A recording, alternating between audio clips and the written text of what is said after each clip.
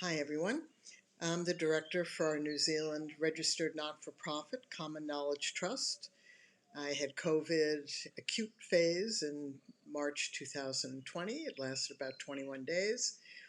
And I've been a naturopath for 50 years, and I experienced a lot of recovery symptoms for quite a long period of time.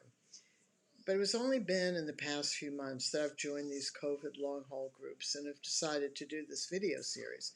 I'm doing this video series because I find myself incredibly frustrated by what people are saying. And I understand why they're saying it.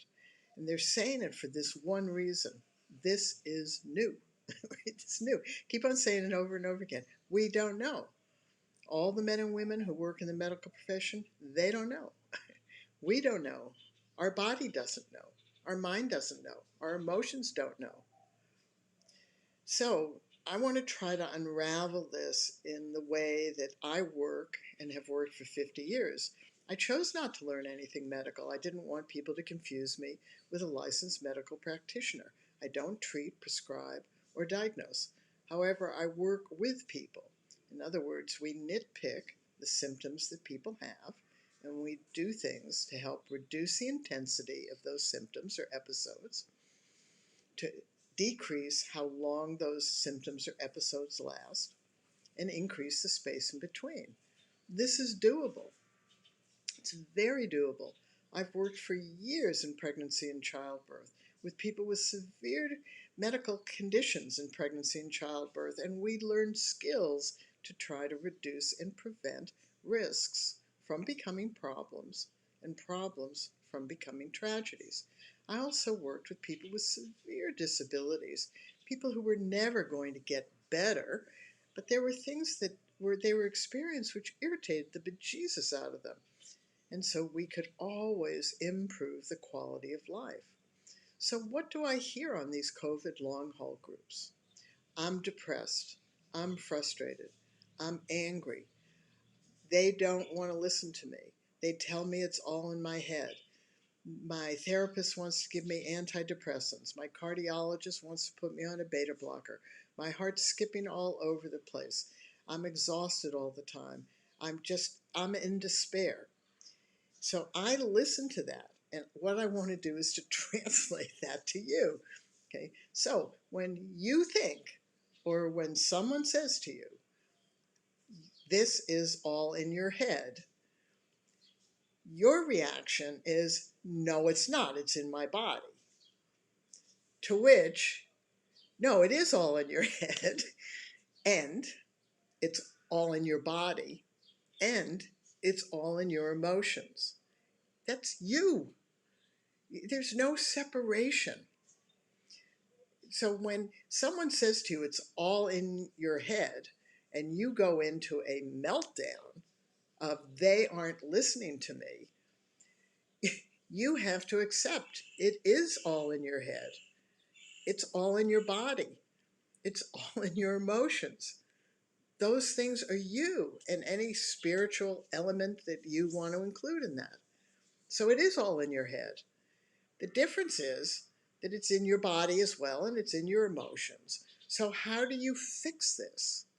So you're asking the men and women in the medical profession to give you something to cure you or fix you. So you're taking an antidepressant, or you're taking something to calm your heart arrhythmia. The lung problem, they're not quite certain about. And so how do you deal with this? Well, we first have to think about what we're saying. I mean, I know this is crazy, but honestly, let me give you an example. You go to a movie. Do you know that movies are fictitious? You do. But when the movie is emotional, do you feel those emotions? Sometimes. When they're scary, do you feel scary? Sometimes. Do you laugh when things are funny? Yes. You have emotions from something that's not even real, right? Because our brain, the head, doesn't distinguish well between real or imagined. And the head feels every discomfort that the body feels, and so do the emotions. However, think of it this way. If your emotions are out of whack, your body feels that. and your mind feels it. And when you have bad thoughts, your emotions pick that up and your body feels it. So when someone says it's all in my head, say to them, you're right. Then you have a choice, right? You're either saying to them, I'm perceiving of something. I'm perceiving that my body doesn't feel well. So that perception that I have is all in my head, and I would like to try to treat the body symptoms. To which most doctors would say, that's fine, but I'm a therapist. I can't do that. The only thing I know how to do is to give you antidepressants. So if you have body symptoms, you need to go to the specialist in that area. And that becomes not right or wrong, good or bad, just what modern medicine is. It's siloed. So if you see a cardiologist, they may send you to a pulmonologist, they may send you to a neurologist, as though you're different pieces. You're not different pieces. You're just you. And if your body is feeling pain, and it's having difficulty breathing, and it's itching all the time, and you feel depressed, then all those things are happening to you, your mind, your emotions, and your body. And yes, you do want to sort it out. And that's what I've been trying to do, is to help people sort it out. So today we want to talk about the language we use. So I hear a lot of people saying, I am depressed. I am frustrated. I am discouraged. I am angry. I'm sad. That's an am word. That's not accurate. You are not those things. You feel those things. And why is that important? Because the mind cannot distinguish between real and imagined. So if you say to your mind, I am angry, your mind goes, okay, you're angry. But you're not angry. You're feeling angry. It's an emotion. So then the mind can say, okay, my emotion is feeling angry, and my body may feel that as tension in my belly. So my mind then can do something about those feelings. You may not have the skills to do anything. However, sometimes if you just change your attitude and recognize that you're feeling angry and going, no, I'm not interested in feeling angry. I'd like that feeling to just calm down. Think about that. I am not my anger. I just feel anger. If I am anger, that's a character trait. Or maybe that's fixed in genes or stone. I am angry. That's harder to change because you have to then say, I am something else. However, if you say, I'm feeling anger, then we can choose. I don't want to feel this angry. I want to feel calmer.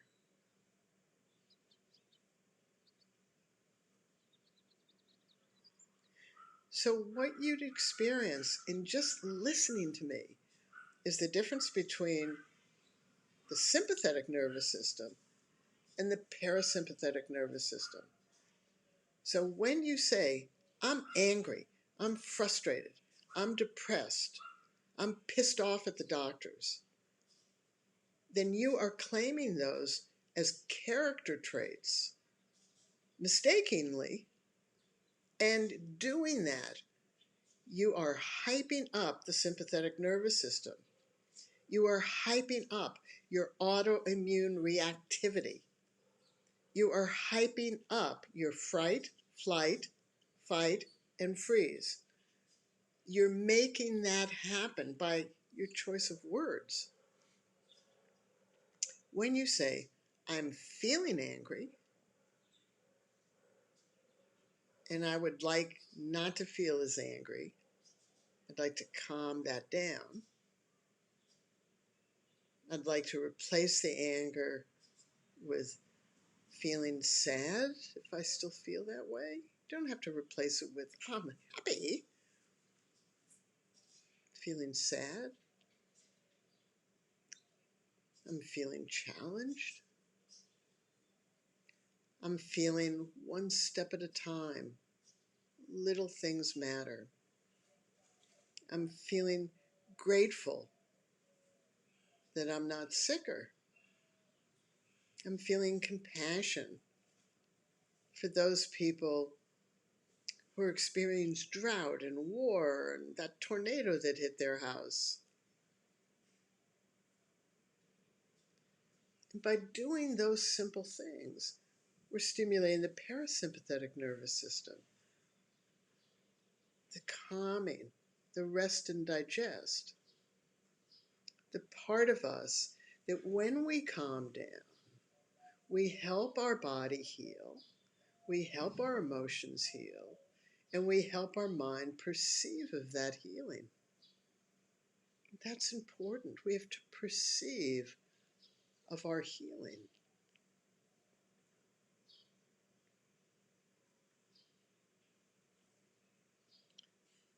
You have to always remember, COVID is new. It's not familiar to our body. Our body caught something. No different than suddenly being hit by a car, or a kid falling off a bike going downhill, or somebody dropping a bomb on you, or floodwaters wiping out your town, or a loved one suddenly dying, or something so simple as just falling downstairs and breaking a limb. It's all new. And what does it do? It disorients us. We feel disoriented, not I am disoriented. When we feel disoriented, we can respect that feeling. We can go, this is normal and natural. I feel disoriented. I feel frightened about what's happening. I feel anxious about this. And I am certain that over time, my mind, my cortex, compared to my emotions, are going to find ways to unravel this disorientation. Imagine if a loved one died. How long would that take you to unravel that disorientation? A long time. A long time. This virus is new. You caught a virus that's new. Your body is trying to figure out how to deal with it. You can help it or hinder it. That's a choice. But choices only come when you have sufficient skills. And most of you don't have the skills. This is where it becomes more complicated. So when I got sick, as the director of the trust, we wrote this. Okay. This was a self-help guide to as soon as we caught COVID. Why? Because the health departments around the world and the governments around the world were basically saying, if you get sick, go home, do nothing, and don't go to the hospital unless you have trouble breathing. So none of us developed skills early on. We didn't do anything for our body that was working over time to try to figure out in its disorientation how to deal with this thing. We were so poor at self-help that has continued into people who are now in chronic symptoms. The number one thing, and this is going to sound bizarre, is that people are not hydrated. They didn't know. Nobody told them. You need to drink 3 to 5 liters of warm oral hydration that you mix up yourself. Slightly sweet, no artificial sweeteners, and if you can get a non-iodized salt, terrific. Slightly sweet so that you can just taste it. Slightly salty, you can just taste it. And then sipping does not hydrate you. Coffee doesn't, tea doesn't, soda doesn't, water doesn't. What hydrates you is what you can put into your body that goes into your cells, which is where all the metabolism is taking place. So you drink 15 to 20 swallows until your tummy goes, that's enough. Don't push it. Wait another hour or two. If your lips are dry, you are dehydrated. What does it do to your body when you're dehydrated? It doesn't help your body flush out the metabolic waste of the work that it's doing to try to rid you of this virus.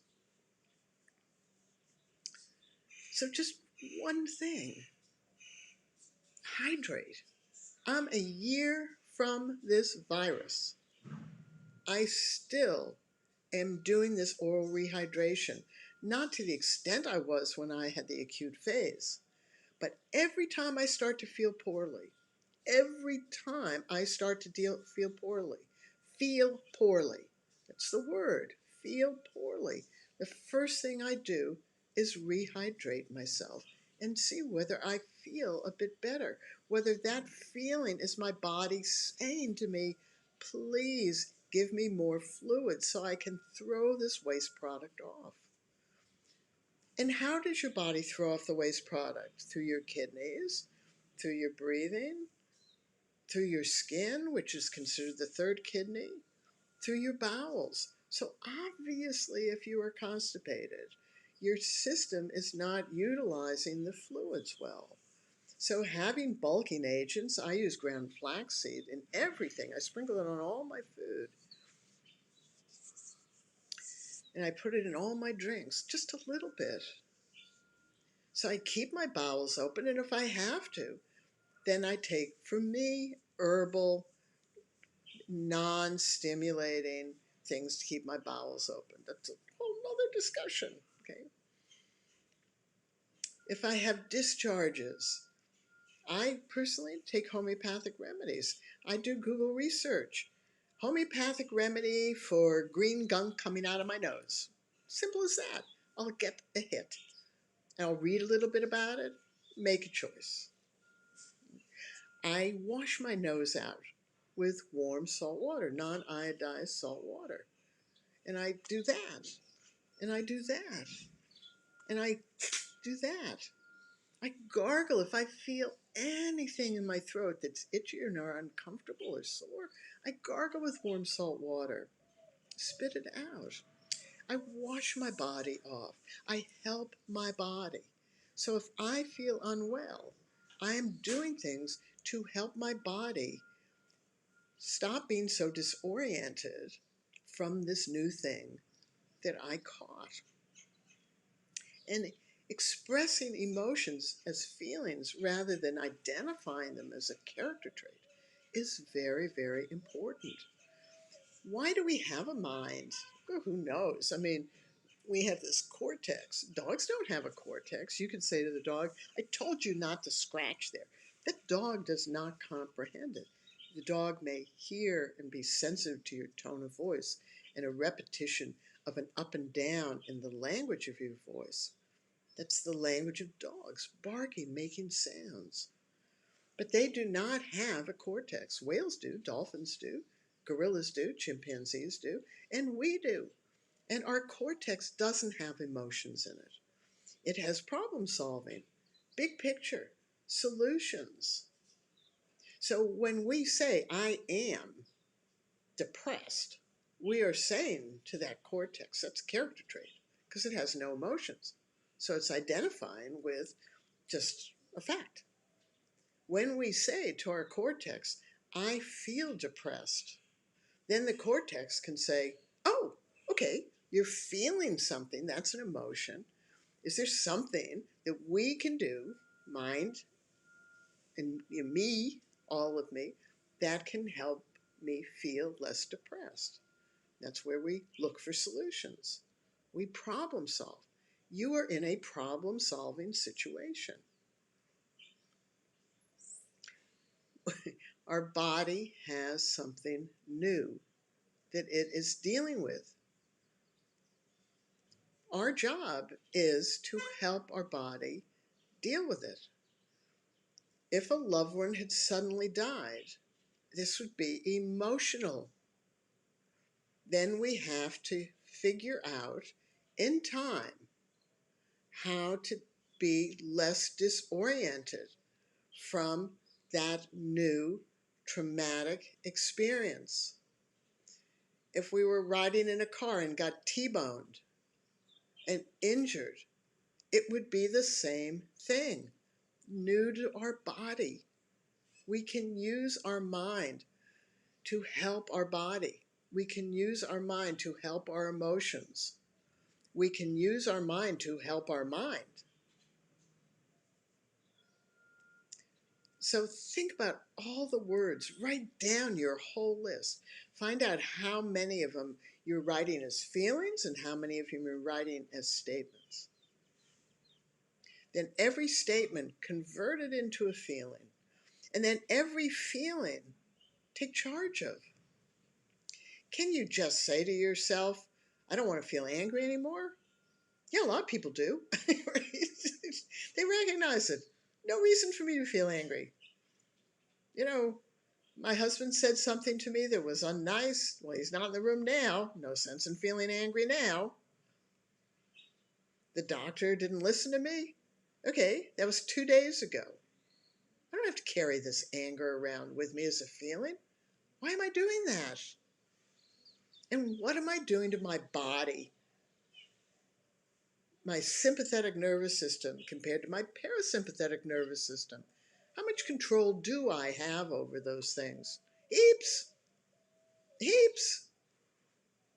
That's why I've been doing all the breathing stuff. That's why I've been directing you to look at brain waves on YouTube and all sorts of things we can do to grow the sympathetic nervous system, the parasympathetic nervous system. Blah, blah. So you want to grow the parasympathetic nervous system, and by doing that, that will subdue the sympathetic nervous system. Don't try to subdue the sympathetic nervous system because you have nothing else to put in place. You have to grow the parasympathetic nervous system. You have to live in it. You have to know and recognize when you're feeling calmer. And yes, it's a great idea to know what the parasympathetic nervous system does to your body when it's active. And it calms it down, which means it gives your body time to heal. It dilates your blood vessels, which makes it easier for your heart to work. It opens up the alveoli in your lungs, which means you breathe better. It depresses the autoimmune histamine reaction. So you're not getting these autoimmune rushes. How do you know you're getting an autoimmune rush? Well, for a lot of us, whoever told us we had them? Right? I mean, why do we think we know these things? We don't know. So an autoimmune rush can be you're just sitting there and then suddenly you have these negative emotions that just, phew, that's an autoimmune rush. Or you're just doing something outside and suddenly you're sneezing, your eyes are watering. That's an autoimmune rush. You're walking, you're feeling absolutely fine. Suddenly you get breathless, feel exhausted. That's an autoimmune rush. What happens is we don't feel we have control over those things. We have more control than we think when we recognize them, because as soon as we recognize them, we can ask our body through our mind, are you feeling tense? And Let me just calm you down. Just let me calm down. Can you totally dissipate that autoimmune rush? Not always. That's why I learned lots about homeopathics. That's why I learned lots about brainwaves. That's why I learned about nonverbal stress clearing, which I can do online with any of you. That's why I learned about homeopathics. That's why I learned about herbs. That's why I learned about these things. I learned about these things because I wanted to take care of me. I'm 77. I've been taking care of me for 50 years. Before, I didn't know how. And I've had to learn how over a long period of time. But we can shorten that time. Why? We have Google. We didn't have Google back then. It was harder to learn. Now it's easier. And it's easier to have access to things. There's wonderful body work on YouTube. It's called somatic body work that allows you to move gently. It's sitting in a chair, lying in a bed, on the floor, gentle movements that keep you mobile. Breathing exercises that are on this series that help you change the breathing center in your brain so that you are activating and maintaining your parasympathetic nervous system. So many things to do. So make that list, check it twice, see if you're naughty or nice, and then work with yourself. If someone says to you, your husband, your partner, your kids, your doctor, it's all in your head, just say to them, it is. And then say, it's all in my body too, and it's all in my emotions. And what I'm trying to do now, what I'm working on now, is to tease out this disorientation that I have. And what I'm working on now is reducing the intensity of these symptoms and episodes. And I'm working to decrease the length of them. And I'm working to increase the space between. And understanding this and helping me, greatly appreciated. And learn more. What I've said in other videos is if you have symptoms, write down all your symptoms. Then couple them together. So if you have headaches, you have them in the morning, and you get tummy discomfort after eating, those are not the same symptoms. They are not the same episodes. So you need to create from this disorientation a sense of what you are experiencing. And then you can work with one or more of these things simultaneously or linearly or circularly, whichever way you want to do it. So my time's up. Thanks for listening. Please pass this on. Please like our YouTube channel. And on the Facebook groups, you're always welcome to get in touch with me. And I do work with people one-on-one. So see you later. Bye-bye.